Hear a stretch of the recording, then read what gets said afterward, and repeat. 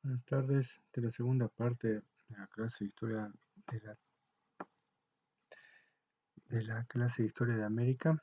Trata sobre Argentina y las sociedades nativas, justo al momento de la conquista de Argentina y Tucumán.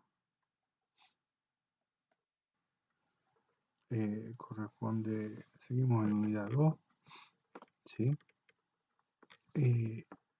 Y luego de haber visto la población nativa en general, algunas cuestiones demográficas, la población nativa en Mesoamérica y un poco más amplio las sociedades andinas y en particular la conformación del Tahuantinsuyo o Imperio Inca y algunos aspectos de la sociedad, el orden y el ejercicio del poder a través de un análisis del calendario Inca.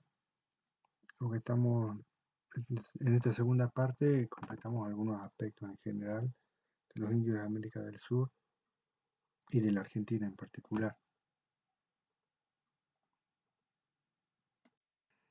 La bibliografía para este tema es mi libro Historia de Jujuy indígena y colonial. Es este,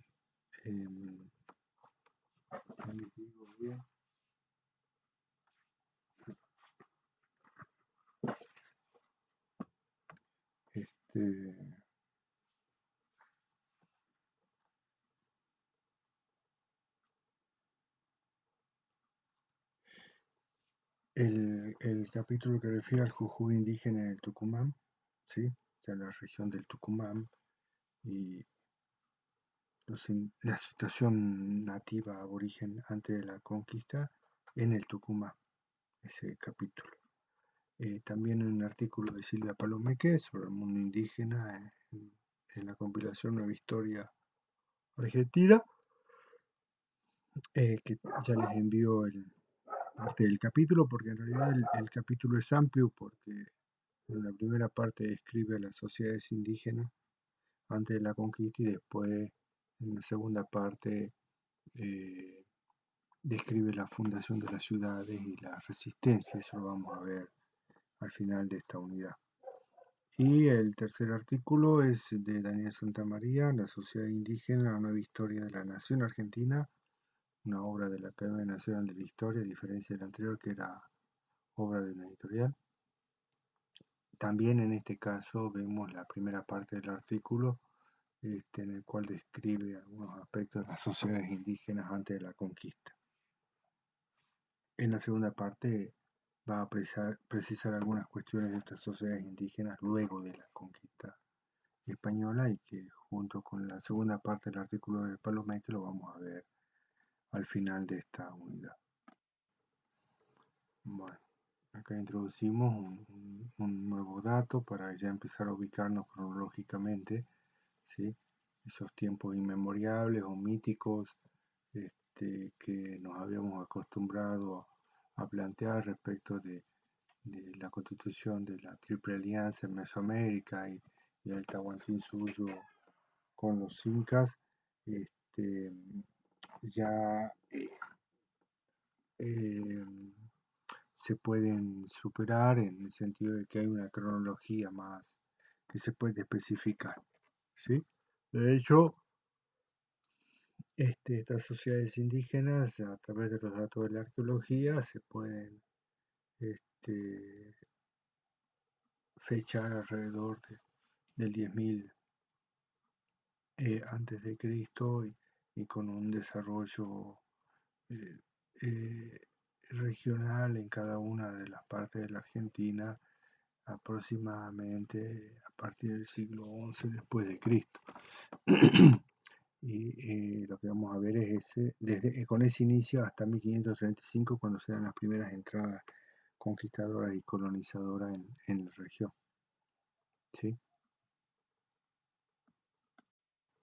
Bien. Una primera cuestión me parece necesaria de precisar es acerca de la población indígena de la Argentina al momento de la conquista. No solo el Tucumán, como dice la tabla en su título, es un error, sino de toda la Argentina, como se dan cuenta en la descripción en la identificación de las regiones culturales. Una tabla que elaboré tomando en cuenta diversos autores: Stewart, Rosenblatt, Diffie, McGrath, Comadran-Ruiz. Al parecer, antes de la conquista, la mayor densidad demográfica estaba en el noroeste argentino, ¿sí? No les puede haber seguido el Chaco, este, el litoral y la Mesopotamia, las sierras centrales, Cuyo y La Pampa, finalmente la Patagonia, Tierra del Fuego. Son estimaciones este, muy amplias y discutibles, son elaboradas en base a fuentes posteriores a la conquista. Un poco de eso también es necesario ahora empezar a introducir con qué se hace la historia de las sociedades aborígenes de Argentina. Y de manera, de manera similar a al Tahuantinsuyo, a Mesoamérica, se apela mucho a crónicas mestizas, de indígenas, de nobles, ¿sí? Crónicas de religiosos, como la crónica de José Joly, un jesuita, o de Pedro Lozano, otro jesuita, ¿sí? Como ven ustedes por las fechas, y si recuerdan la fecha en 1535 como el año en que se inicia la conquista, son muchos años posteriores estos registros de fuente. Por eso genera muchas dudas la información que da esta fuente para periodos previos a la misma conquista, ¿no? La etnografía también es una fuente muy utilizada, a la que se puede apelar y que de hecho se apeló en la historia indígena de la Argentina, para elaborar la historia indígena de la Argentina. Obras como la de Kersten, ¿sí? Son etnógrafos que recorren a comienzos del siglo. Erich Baumann en la región andina, ¿sí? Etnógrafos que recorren a comienzos del siglo la Argentina y que, bueno, se extrapola las interpretaciones que ellos hacen al momento de la conquista, ¿no? En este caso, si las crónicas tenían el problema de ser un par de cientos de años, acá se aumenta el problema de que son cerca de 300 o 400 años después. Extrapolar conclusiones es muy arriesgado, pero bueno, son las únicas fuentes que hay para algunas sociedades, ¿no? Nativa. De alguna manera también hay una aproximación novedosa que combina dos grandes metodologías, como es la etnología, la etnografía, la arqueología y las fuentes históricas, y esa disciplina se conoce como etnohistoria, ¿no? También lo interesante de la historia indígena en América es que es una historia viva, porque muchas de las costumbres, tradiciones, la misma gente, las mismas personas todavía hoy siguen viviendo, ¿no? O somos nosotros mismos. Entonces a veces hay que tener esa mirada, esa especial sensibilidad, ¿no? Y sumarla como fuente. Pueden ver ahí la conocida fiesta del Señor de Sumalao, en pleno Valle Salteño, ¿sí? También puede ser una forma de entenderla. Una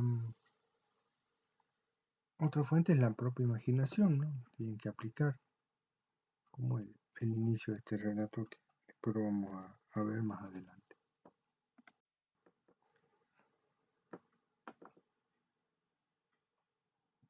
¿Qué planteos se pueden hacer que están en la bibliografía, ¿no?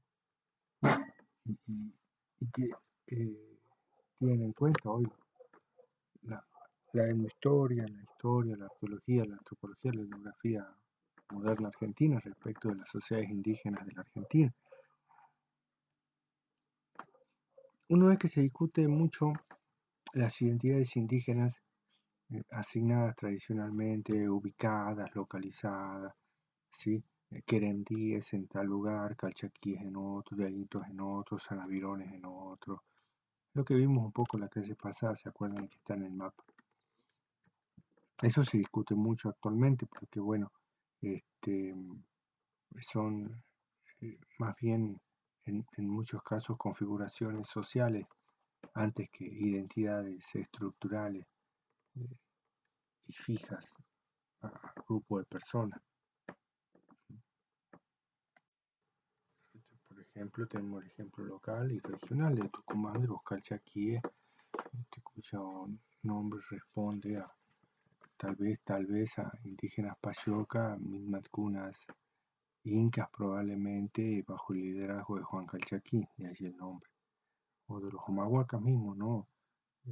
Fuertemente constituidos y hasta reivindicados con una identidad particular, pero cuya fijación de rasgo resulta muy difícil de hacer, tanto a veces puede corresponder a una región, puede corresponder a un espacio o húmedo en relación a la puna, ¿sí?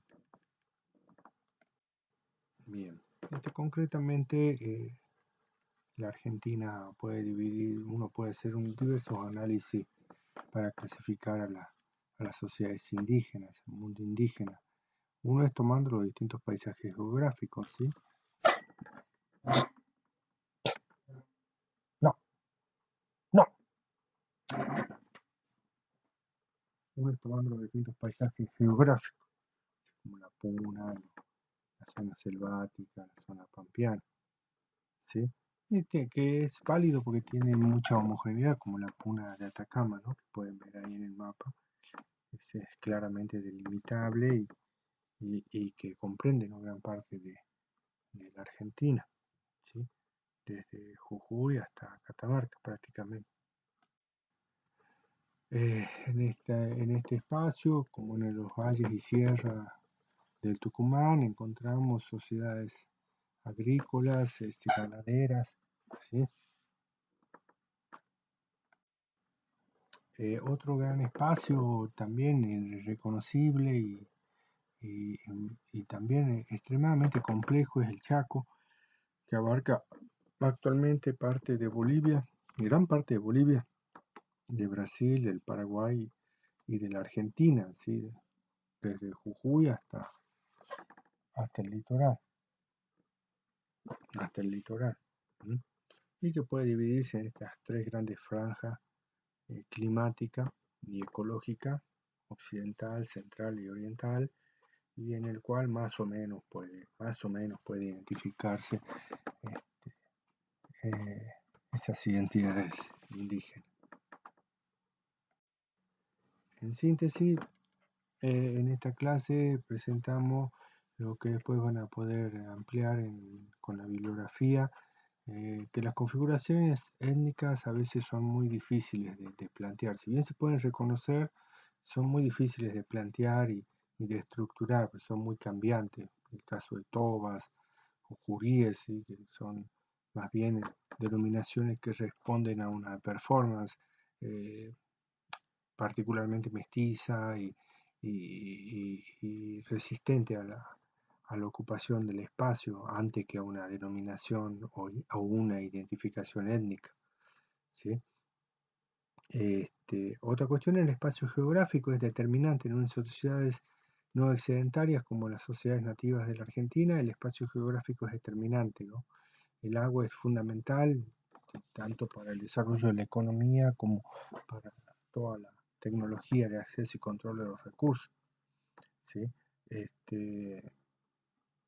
Y justamente este aspecto del agua y la relación con los recursos naturales es lo que explica la mayor o menor complejidad cultural de las sociedades nativas que tenemos en la Argentina justo al momento de la conquista.